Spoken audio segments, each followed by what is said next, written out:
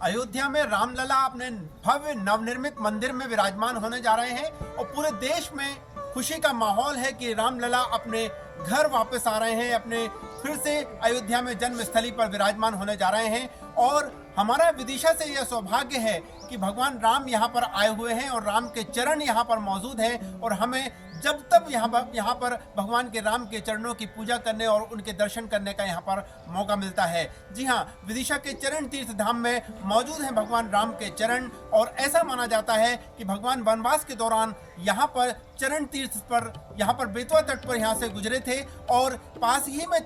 च्यवन ऋषि का जो आश्रम था, च्यवन ऋषि के आश्रम में च्यवन ऋषि के दर्शन करने के बाद यहीं पर जो कुंड है जिसको च्यवन कुंड के नाम से जाना जाता है, उस च्यवन कुंड में उन्होंने स्नान किया था और जाते जाते भगवान यहाँ पर अपने चरण चिन्ह जो उनके मौजूद थे वहाँ वो छोड़ गए थे और उन्हीं चरण चिन्हों की त्रेता युग से यहाँ पर पूजा की जा रही है और इसी से इस धाम का नाम, इस स्थान का नाम चरण तीर्थ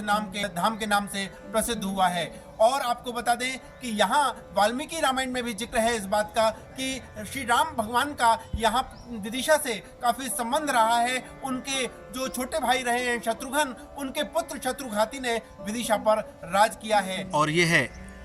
बेत्रवती तट पर पवित्र चरण तीर्थ धाम का मंदिर, जिसे माना जाता है कि यहाँ पर भगवान राम के पवित्र चरण मौजूद हैं और ये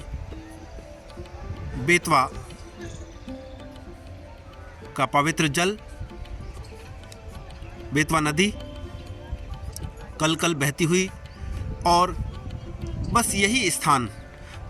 स्थान था च्यवन ऋषि के आश्रम का, जहाँ पर भगवान ने इस च्यवन कुंड, ये जो आपको जो दिखाई दे रहा है, जल राशि जो दिखाई दे रही है, जो कुंड दिखाई दे रहा है, ये च्यवन कुंड है और यहीं पास में था च्यवन ऋषि का आश्रम, जिसमें स्नान करने के बाद भगवान राम अपने भाई लक्ष्मण के साथ में च्यवन ऋषि के पास पहुँचे थे, उनके दर्शन करने, उनका आशीर्वाद लेने और इसके बाद जाते जाते यहीं इसी मंदिर जहाँ पर अब बना हुआ है, यहीं पर छोड़ गए थे अपने चरणों के पावन चिन्ह। माँ बेत्रवती के पावन तट विदिशा नगर में भगवान श्री राम के चरण स्थापित हैं। त्रेता युग में प्रभु